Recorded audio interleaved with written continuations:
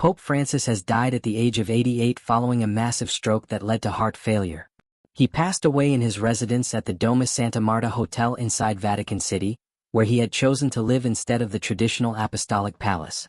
His death was officially confirmed during the confirmation of the death of the pontiff ceremony, led by Cardinal Kevin Farrell, the Vatican Camerlengo.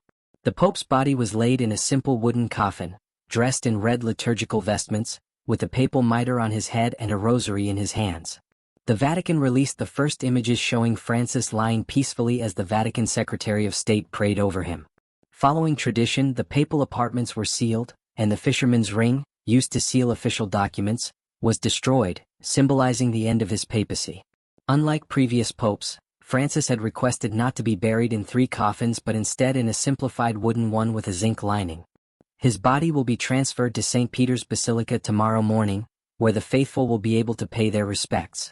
His funeral is scheduled for Saturday at 10 a.m. in St. Peter's Square, led by the Dean of the College of Cardinals. World leaders including Donald Trump, Emmanuel Macron, Volodymyr Zelensky, and the presidents of Brazil and Argentina have confirmed their attendance. In his will, dated June 29, 2022, Francis requested to be buried at the Basilica of St. Mary Major, near his beloved icon of the Virgin Mary. He specified that his grave should be simple, in the earth, with only the inscription, Franciscus. The costs for the burial are being covered by an anonymous benefactor, according to Italian newspaper Corriere della Sera. Following the funeral, 9 days of official mourning known as the Novendiali will begin. During this time, cardinals from around the world will arrive in Rome to participate in pre-conclave meetings.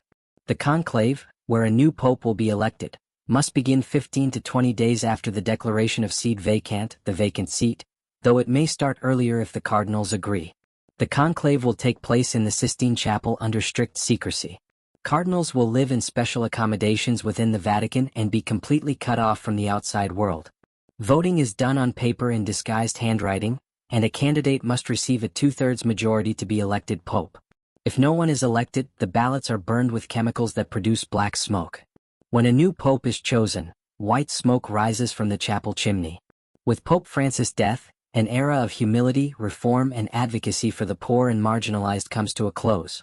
His legacy will live on as the Church prepares to choose its next spiritual leader.